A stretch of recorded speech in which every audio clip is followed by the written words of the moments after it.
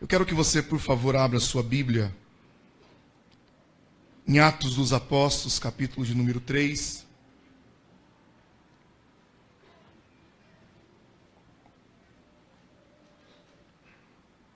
É o mesmo texto que nós compartilhamos nessa manhã. Eu não creio em coincidência e também não sou de fazer isso, de abrir a Bíblia e naquilo que cair, a gente procurar um versículo.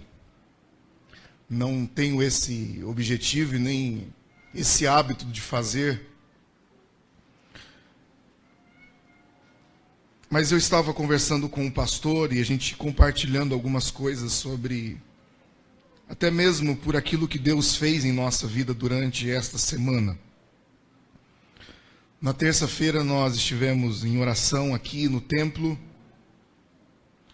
e de repente Deus nos tomou de uma graça tão grande. O Senhor nos tomou de uma presença tão maravilhosa que a gente não queria ir embora, né? Nós estávamos com vários motivos de oração.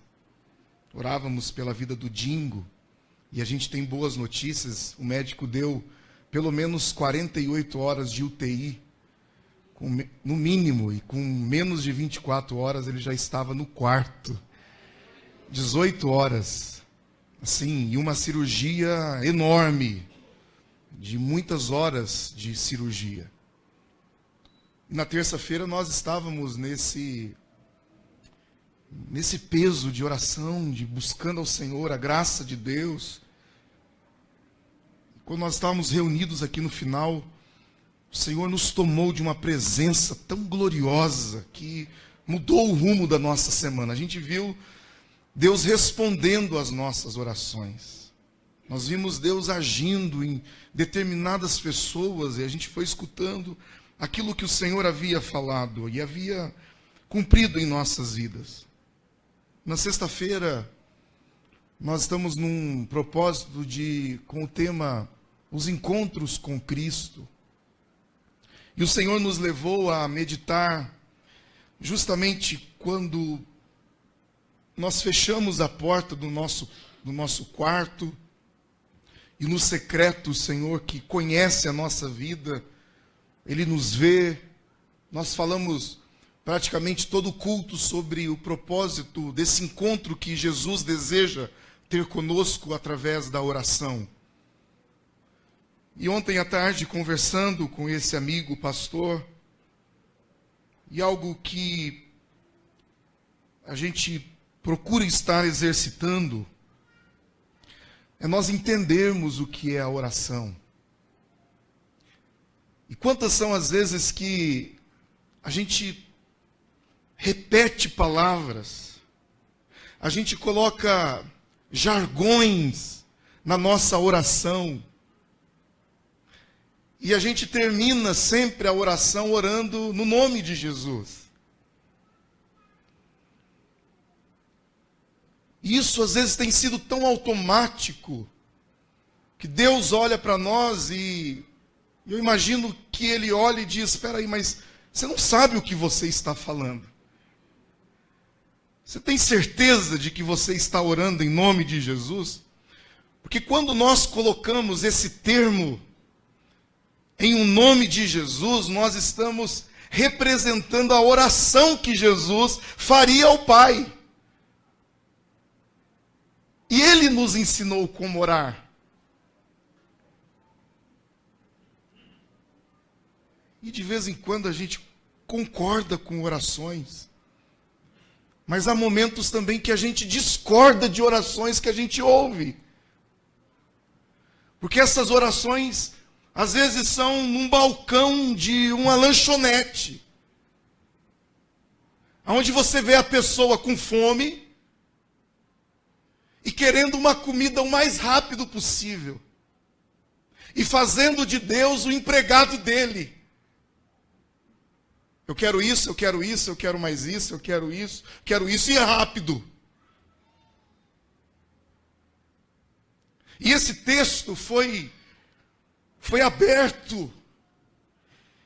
Quando eu abro a Bíblia, porque eu tinha em mente o que iria pregar, mas eu também queria um texto.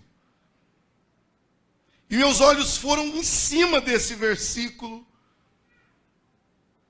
do apóstolo Pedro dizendo a um homem, em nome de Jesus Cristo. E aquilo foi encaixando, porque essa história tem tudo a ver com aquilo que eu gostaria de dizer.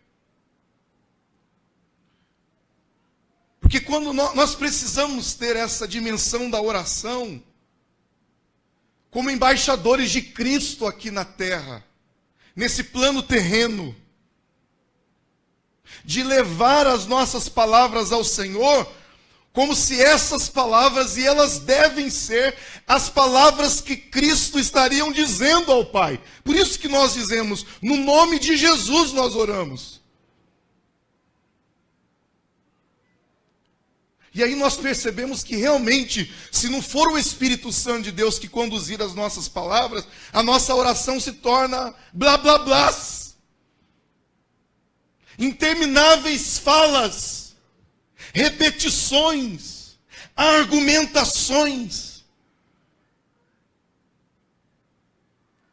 E aí sabe por que nós não recebemos? Porque foi feita a oração do Joézer. A oração do umbigo, da minha necessidade, dos meus desejos, das minhas vontades. E o Senhor olha para nós e fala, peraí filho, está tudo errado. O meu filho não oraria desse jeito. Ele já ensinou vocês como devem orar.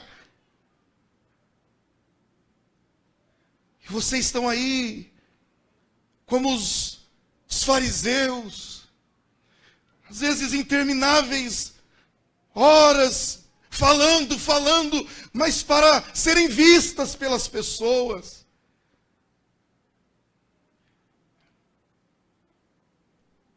Nessa noite eu gostaria de falar sobre a vida de dois homens que entenderam o que era ser cristãos.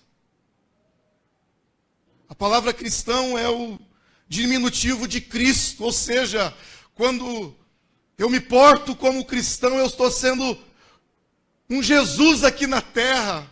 Os pequenos Cristos espalhados nessa cidade.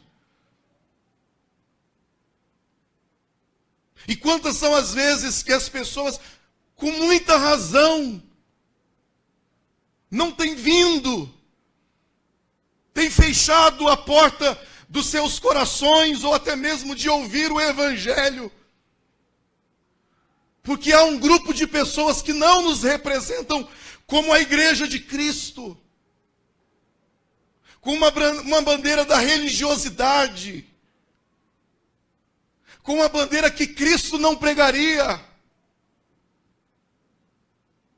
E aí nós vamos entender através da vida de Pedro e João, o papel da igreja e os cuidados que nós como igreja precisamos ter. Vamos à leitura, Atos capítulo de número 3, a partir do verso de número 1. Diz assim o texto. Pedro e João subiam ao templo para a oração da hora nona. Era levado um homem coxo de nascença, o qual punham diariamente à porta do templo, chamada Formosa, para pedir esmola aos que entravam.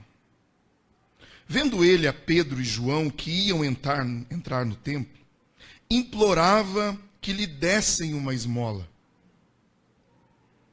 Pedro, fitando-o, juntamente com João, disse, olha para nós. Ele os olhava atentamente, esperando receber alguma coisa. Pedro, porém, lhe disse, não possuo nem prata e nem ouro, mas o que tenho, isso eu te dou. Em nome de Jesus Cristo, o Nazareno, anda. E tomando-o pela mão direita, o levantou imediatamente. Os seus pés e artelhos se firmaram. De um salto se pôs em pé, passou a andar e entrou com eles no templo, saltando e louvando a Deus. Viu todo o povo a andar e a louvar a Deus, e reconheceram ser ele o mesmo que esmolava, assentado à porta formosa do templo, e se encheram de admiração e assombro por isso que lhe acontecera. Apegando-se ele a Pedro e a João, todo o povo correu atônito para junto deles no pórtico, chamado de Salomão. Eu convido você a curvar a sua cabeça, fechar os seus olhos e a perguntar ao Senhor o que Ele quer falar com você nessa noite.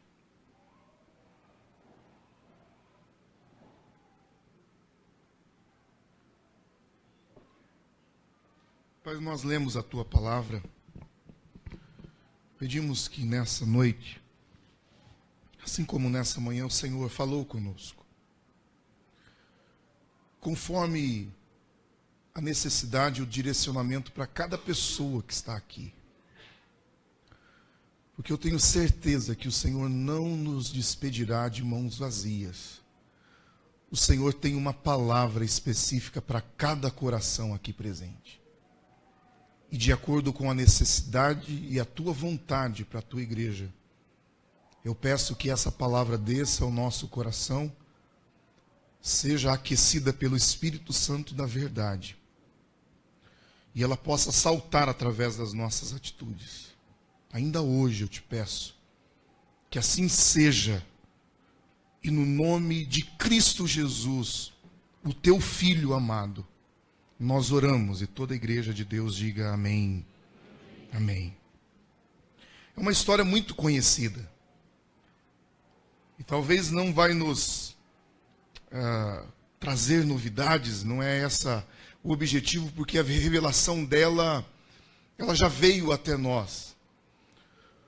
O que nós desejamos é tirar lições desse texto, a experiência que esses dois apóstolos tiveram após a ressurreição de Cristo. O poder da ressurreição de Cristo agora é prático na vida desses homens. E uma das coisas que nós então vamos ver esses homens fazendo é subindo ao templo para orar. Aqui já há uma lição de que mesmo ao receber a virtude do Espírito Santo, o poder do Espírito Santo, esses homens continuam fazendo aquilo que Jesus os ensinou a fazer, que é orar, que é buscar a presença do Pai. E essa hora nona representa às 3 horas da tarde, e dá a entender que era um hábito não só apenas desses apóstolos, os discípulos de Jesus, mas também é levado um homem com uma enfermidade, com um problema físico. E o texto vai nos dizer que esse homem tem esse problema de nascença. Ele nasceu com essa deformidade nos seus pés. Então ele era levado diariamente. E ao chegar diariamente à porta do templo, nós vamos perceber que esse homem já está acostumado a receber esmolas. Ou seja, aquelas pessoas que o levam porque sabem que na porta daquele templo vai haver pessoas com um coração bom, pessoas generosas, pessoas que, quando passam por ele, já sabem da sua necessidade, o reconhecem por estar todo dia ali, e dão esmolas a ele, dão uma moedinha, dão uma ajuda para ele. Mas nesse dia as coisas são diferentes. Sobem ao templo 2 homens, e dar-se a entender que Pedro e João agora se deparam com esse homem. E há um pedido a eles. A primeira ou a segunda lição que eu tiro desse texto e que o Espírito Santo de Deus me levou a refletir, é que talvez tenham pessoas que estejam vindo até o templo, mas por estarem com alguma dificuldade, e essa dificuldade, ela pode ser no âmbito espiritual. Elas vão até esse lugar, mas elas de fato não entram nesse lugar. Elas ficam à porta. Porque elas já se acomodaram no sentido de aquilo que elas estão recebendo já está bom. Então, quando eu olho para mim e eu percebo que eu já estou acostumado com essa paralisia, porque esse homem tem uma paralisia. Esse homem tem uma limitação. E dá a entender que ele já acostumou com isso. Porque mesmo sabendo que é um templo, mesmo sabendo que é um lugar de oração, ele não vai com o objetivo de receber a oração e os resultados da oração. Ele vai naquele lugar com o desejo de receber poucas moedas, uma pequena esmola. E eu olhava o texto e eu dizia: Senhor, tenha misericórdia de nós, para que a igreja não perca a principal razão de ser. Porque quando nós vamos a um hospital, a não ser o pastor ou alguém que vai visitar, mas se nós vamos para nos consultar é porque a gente está sofrendo de alguma coisa. E se a gente procura uma ajuda médica, é para que aquela ajuda resolva o nosso problema. E esse homem agora, ele vai a um lugar que existe um poder que pode restaurar a sua vida. Mas ele já não consegue enxergar mais esse poder. Ele enxerga o templo apenas como um lugar de receber esmolas, receber uma ajuda momentânea. E quando Pedro e João chegam a esse lugar, perceba que a condição que Pedro e João chegam a esse lugar é contrária ao que a gente ouve por aí. De que a gente tem que ter algo na mão para ofertar. E nessas horas a gente acha que o ofertar é o dinheiro. O sacrifício tem que ser o dinheiro. Tem que ser aquilo que mexe no nosso bolso. E nós vamos perceber que homens de Deus também ficam sem dinheiro.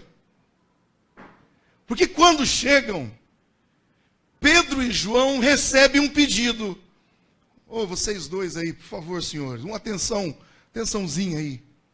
O senhor não tem um trocadinho para me dar? E a resposta desses irmãos é o quê? Olha para nós. Porque nós não temos aquilo que você quer. Porque aquele homem já está cauterizado, já está acostumado com a sua condição. Tem pessoas que chegam até nós e dizem assim: eu já acostumei com meu marido. Não tem mais jeito, ele é um estúpido, ele não muda, não mudou até agora. Diz que cavalo velho não pega o trote, né? Como que fala? Como que é a marcha? E muitas pessoas, elas já desistiram de mudança em alguém, ou até mesmo nelas, de tão acostumadas que elas estão com aquilo. Uma vez um grupo de amigos começou a contar as histórias mais absurdas. E um deles disse: a sua história não é nada. Lá em Minas, onde eu moro, tem uma pequena cachoeira e foi colocado um bambu para que a água viesse mais até aqui. Olha, rapaz, a água acostumou tanto com o bambu que tirou o bambu, a água continuou fazendo o trajeto, sem o bambu. Então tem gente que elas já não acreditam mais que pode haver mudança para a sua vida. Esse homem, ele não consegue se enxergar andando. Ele não consegue enxergar que é um Deus que o pode curar. E a única coisa que ele consegue fazer, irmã Cleusa, é vir à porta do templo. E a minha pergunta, ela é fácil de responder, porque quem é o templo hoje? Aonde que o Espírito Santo de Deus habita? Nós. Esse prédio só tem sentido porque nós estamos aqui dentro. Quando nós apagamos as luzes e fechamos a porta, é um templo vazio. O Espírito Santo decidiu deixar de habitar num templo feito por mãos humanas e decidiu habitar dentro de nós. Nós somos o templo do Espírito Santo. E o que esse texto vai nos dizer é que há muitas pessoas que estão próximas a nós. E elas chegam até nós, mas elas chegam apenas até a nossa porta, esperando de nós uma esmola, esperando de nós uma ajuda momentânea, porque elas já não conseguem mais enxergar esperança, já não conseguem ver mais o milagre, já não conseguem ter mais um sentido diferente daquilo que é. Mas nesse dia aconteceu algo diferente. Nesse dia havia 2 irmãos que decidiram subir no templo para orar. Eu fico imaginando a ousadia de Pedro ao se lembrar daquilo que Jesus havia feito, ensinado.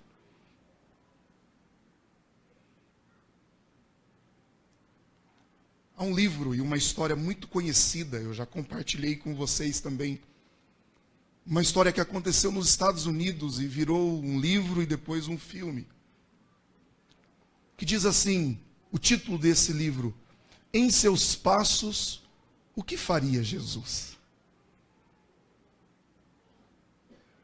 Eu fico imaginando Pedro chegando a esse homem, paralítico de nascença, e ao receber essa pergunta de ajuda,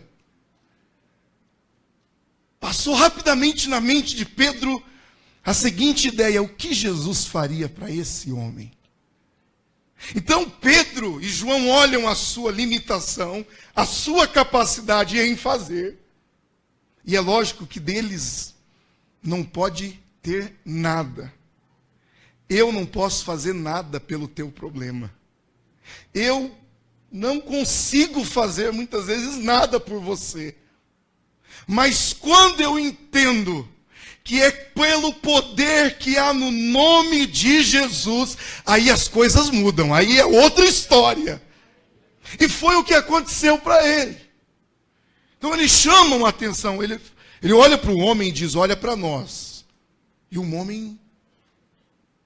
E aí vem uma resposta que o homem não queria ouvir, porque ele estava acostumado a receber dinheiro. E Pedro diz: olha, nós não temos ouro e não temos prata.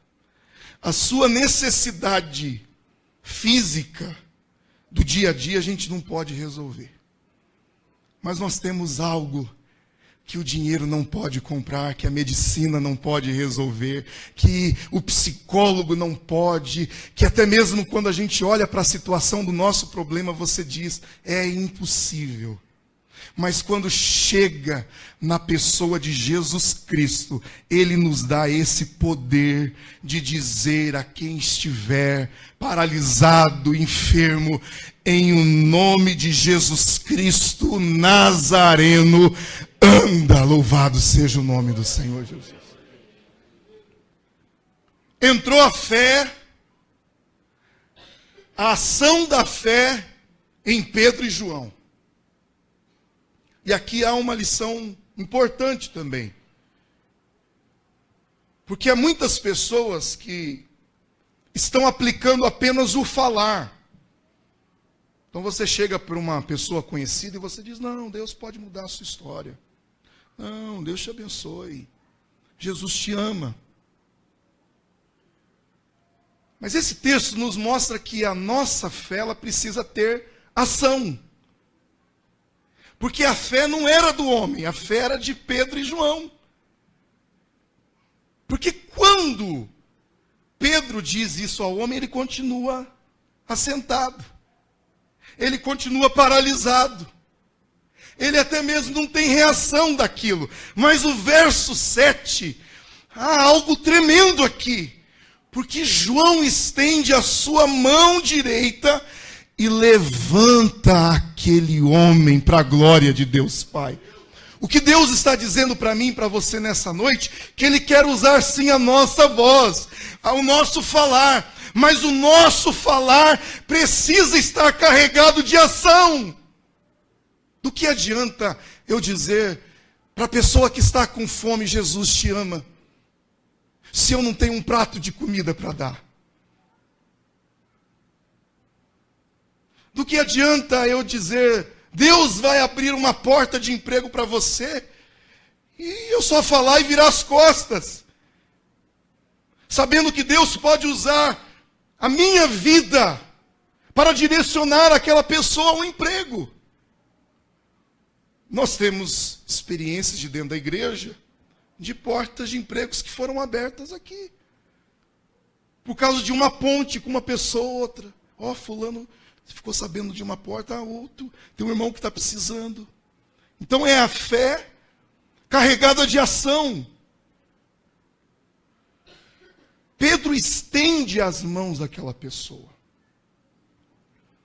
O estender as mãos, queridos irmãos, no dia de hoje, é a gente não ficar apenas no...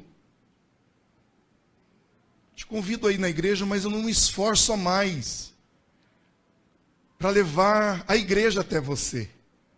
Vai fazer uma visita, mas a pessoa não tem condição de vir. Às vezes ela não se sente à vontade, porque a sua roupa está surrada, porque ela está passando por um momento difícil. E a gente fica só nesse: ó, Jesus Cristo tem poder para te abençoar. Mas e aí? A nossa fé precisa estar carregada dessa ação que Pedro tem. Porque Pedro percebeu que o homem ainda estava cauterizado pela sua situação. O homem não teve força para se levantar. E o que o Espírito Santo de Deus está dizendo a mim e a você é que Ele vai usar a tua boca e as tuas mãos para levantar aquele que está caído, aquele que está enfermo. Mas é necessário nós tomarmos essa ação de levantar a pessoa. E diz o texto que aí, imediatamente. Quantos aqui já tiveram uma experiência de uma cura instantânea? Levante as mãos. Paf, Deus curou, veio e curou. Aquela dor estava e daqui a pouco não estava mais. Tinha uma pedra, daqui a pouco foi fazer o exame, a pedra sumiu. Agora, quem aqui já passou pela experiência de uma cura, de um processo? Eu passei. Deus não está limitado a fazer instantaneamente ou não. Perceba que o texto vai dizer que a cura já havia sido determinada para aquele homem. Mas houveram passos para que ela fosse concluída.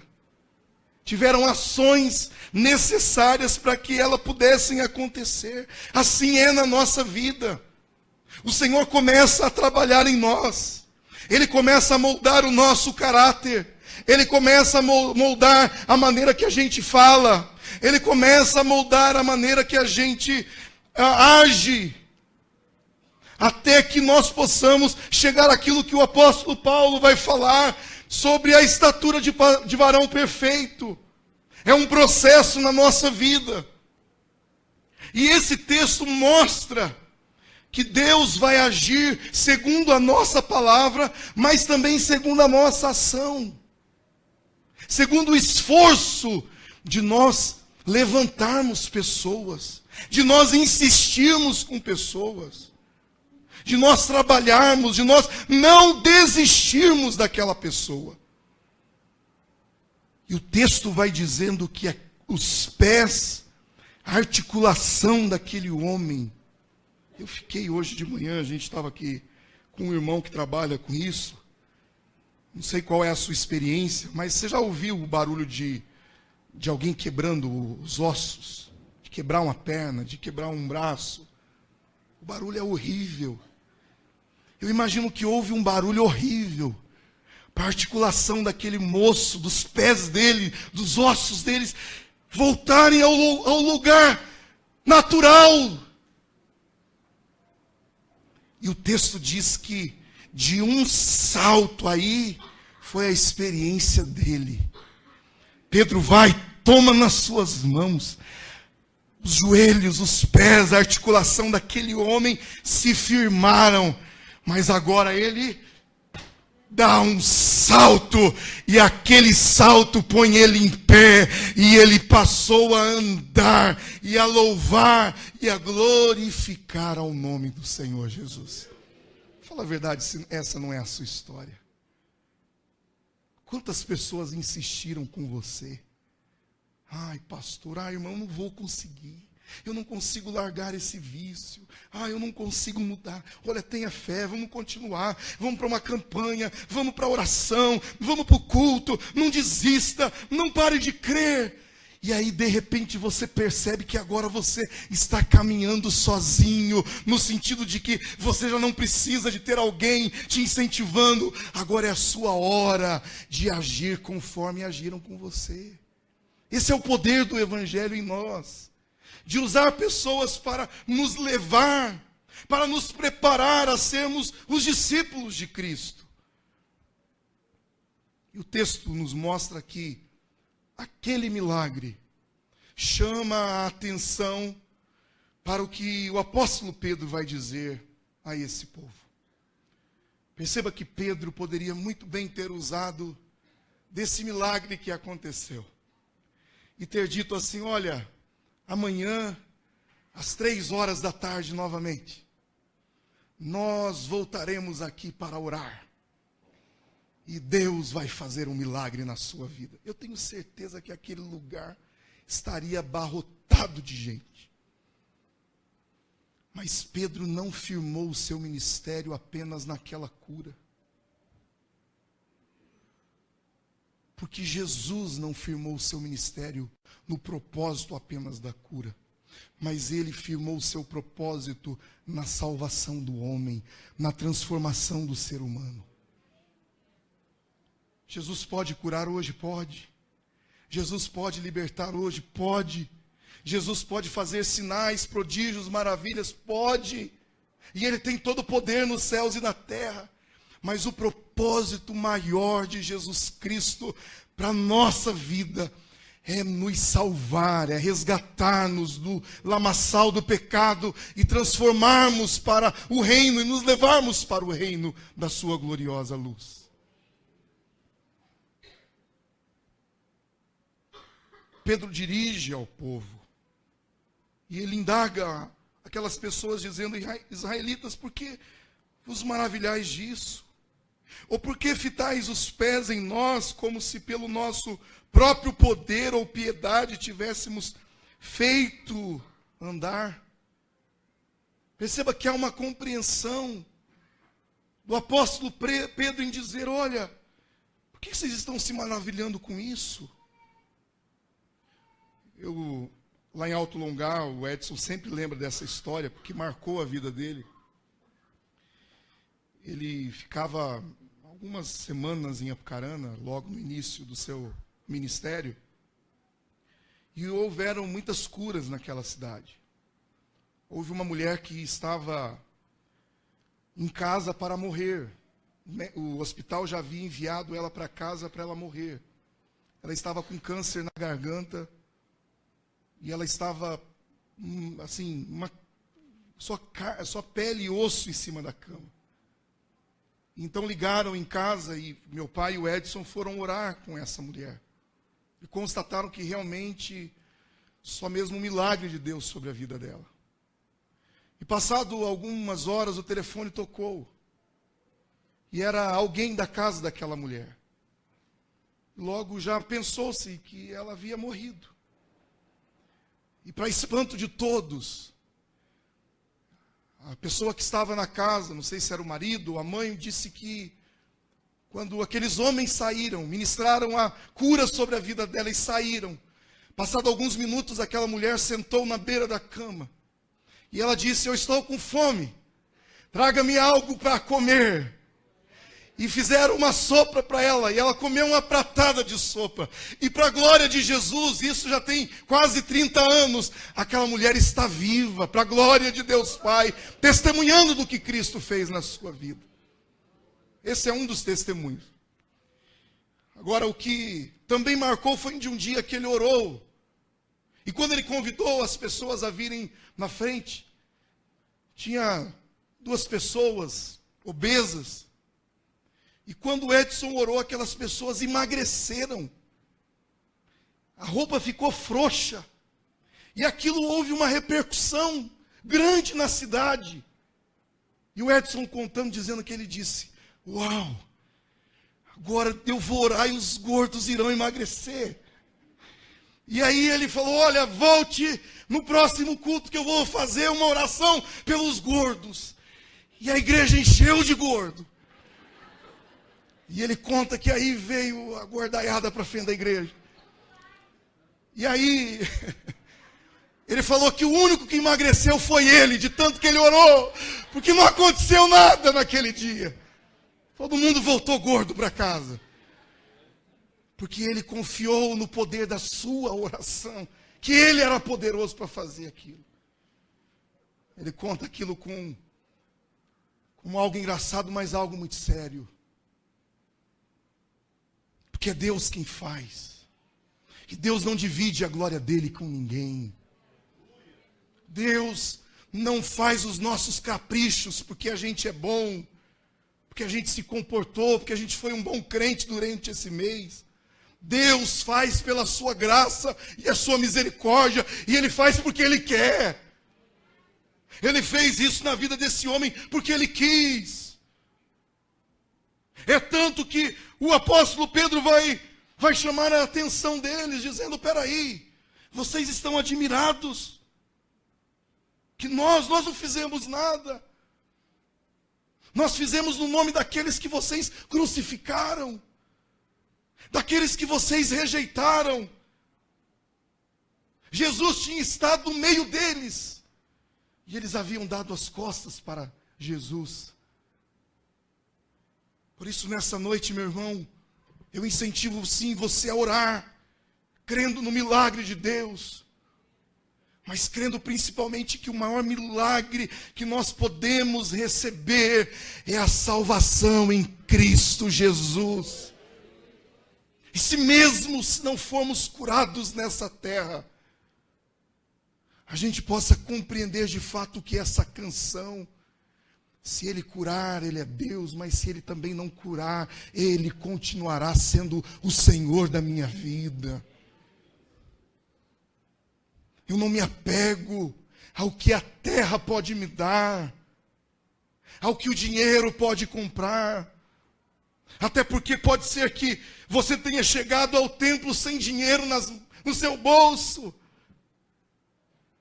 Talvez você tenha até o desejo de fazer, mas você não tem o dinheiro. E a igreja não é para isso, porque Pedro e João vão para orar, vão para buscar a presença de Deus, vão para ser uma oferta ao Senhor.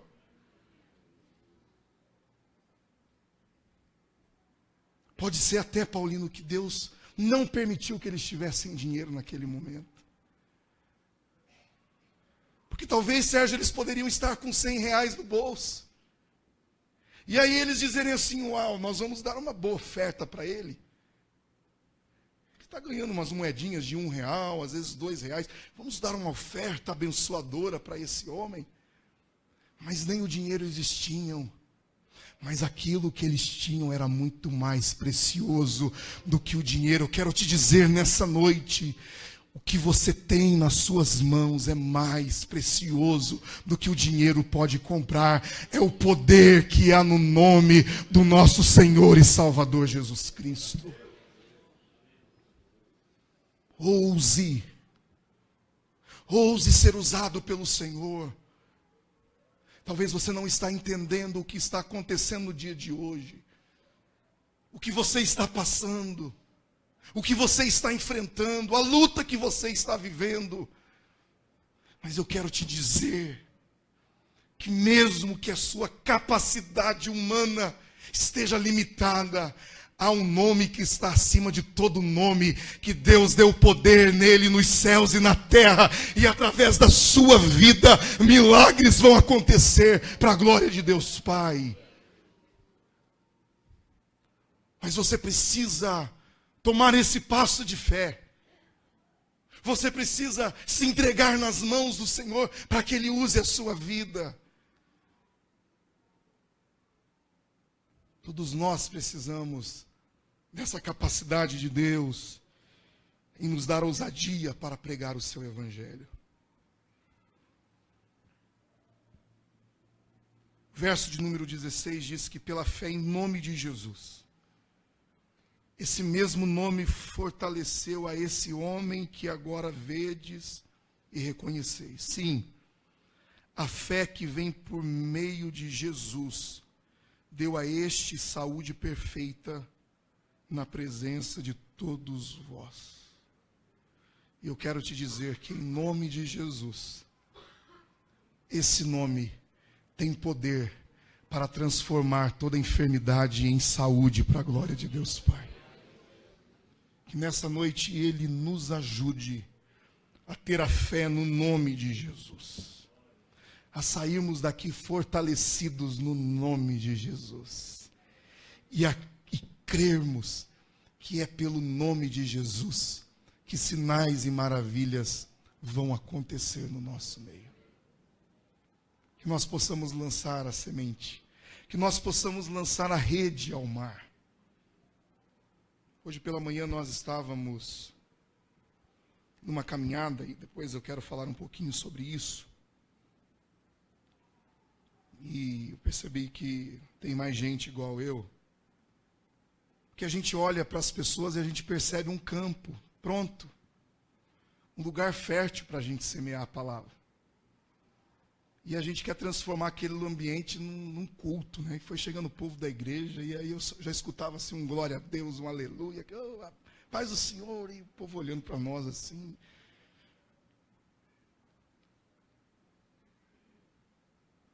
E de fato a seara já está pronta. De fato a seara já está pronta. O Senhor apenas está chamando os trabalhadores para a seara. E esse trabalho vai a ponto da gente ter fé para colher vidas para o reino de Deus. Vidas que estão à porta da nossa casa. Vidas que estão à porta do nosso templo, esperando algo de nós. Nessa semana pessoas chegarão a você e pedirão talvez coisas que você não tenha. Imagina alguém chegar para você e falar, eu preciso de 50 mil reais. Falar para mim, eu falo, eu também preciso, rapaz. Estamos igual. Vamos orar junto. Mas se alguém chegar com algum pedido que talvez você não tenha, humanamente falando, você vai lembrar que você tem o nome de Jesus para entregar a essa pessoa. E orar por essa pessoa. E apresentar a pessoa de Cristo a quem o Senhor trouxer a você. A seara está branca durante essa semana. E há um convite a mim e a você. Os trabalhadores da seara. O irmão Daniel sempre gosta de citar esse texto.